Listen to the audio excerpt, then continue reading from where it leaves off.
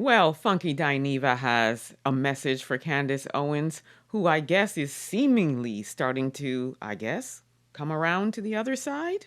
I don't know. But let's take a look at what he has to say and we'll talk about it further. I can't say anything about you grieving your friend, but it's just really sad as a black man watching you that it took the death of this racist white boy for you to lose faith in Trump. That's what it took. All of what he had to say about your people, all of how he's trying to continue to push white supremacy, all of how he's trying to continue to put systems in place to keep people like you down. And all it took was the assassination of a racist white boy for you to lose faith in Trump and for you to lose faith in politics. That's what it took. I mean, I guess, guys, we need to just be happy the fact that the finally beginning to see the light. But MAGA Mammy, I'm here to let you know that you're nothing more than a nigger to those people. Not who I think you are. You are a MAGA Mammy. You thought because you were smart that you held a higher position? His wife doesn't even think anything of you, Candace. You were supposed to be one of his close friends. And you would think that his wife would be aware of that.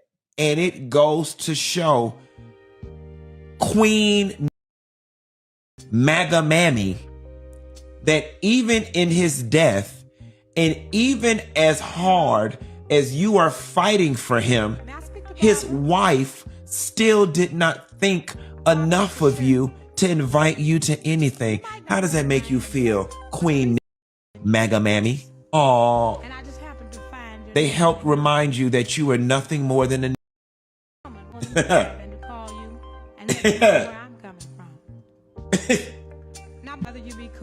We had been trying to tell you this, Candace, from the very start of this whole thing.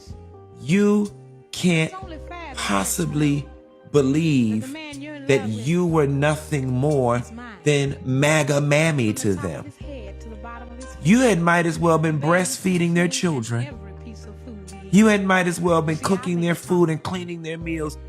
You went so hard.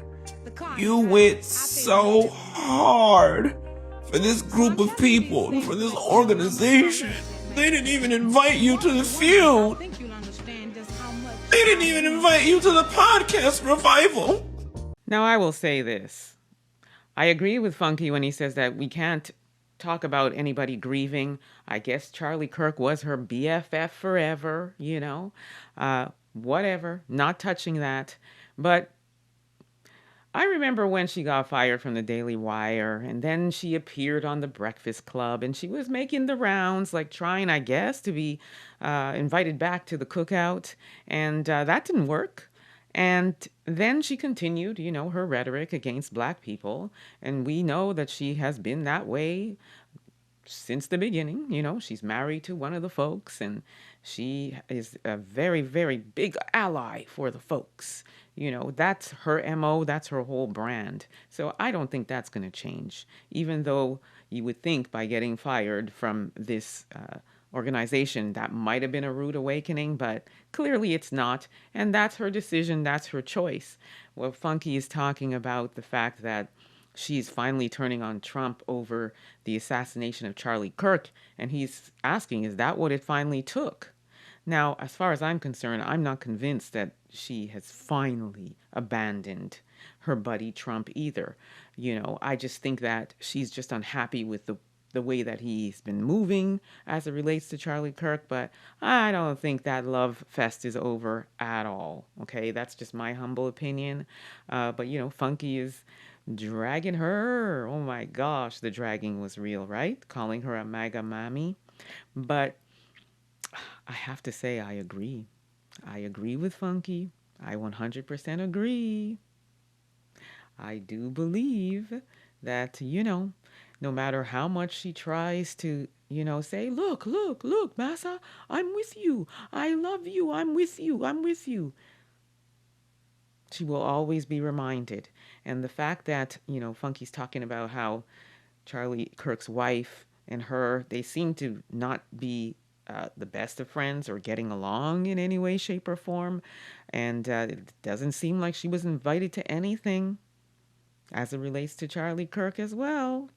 So that was supposed to be her buddy. And she's even, I guess, being some sort of whistleblower on his behalf. She's been on talking about who the real assassinator is and all that other stuff. And she's going to be divulging secrets and she's showing text messages and she's still speaking out for her buddy, Charlie Kirk. But where's her invitations? Where's her invites to things? I don't see that happening. J.D. Vance is surely getting a lot of love from Charlie Kirk's wife, though, isn't he? But I digress. I'm going to zip it where that's concerned. But anyway, back to what Funky is saying. I 100% agree. But, there's just always going to be these people like the Candace Owens of the world that will always be rocking for the folks. That's just her. And there's nothing we can do to change it. We can drag her all we want. We can, tell her, is that what it took you to finally see the light?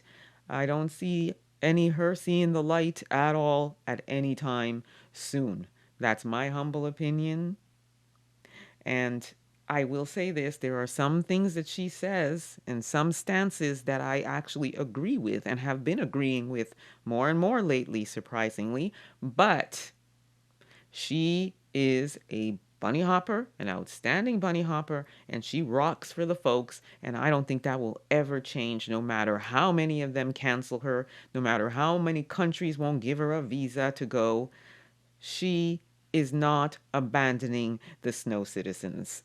So, Funky, thank you for all of that, but I don't agree with the finally that's what it took. No, no, no. Don't be surprised if not too long from now you see her in some sort of photo with Trump smiling and grinning or on her podcast rocking for him again. So, yeah, I just think it's a little what do we want to call it? A minor little dispute. But it's definitely not over with her and the folks. But family, let me know what you think about this. Drop your comments in the chat. Don't forget to like, subscribe, share this content. Also, don't forget to download the African Diaspora News Channel app from your Google or Apple store. And don't forget to subscribe to my YouTube channel, Emma Ansah Unfiltered. Until next time, please be safe.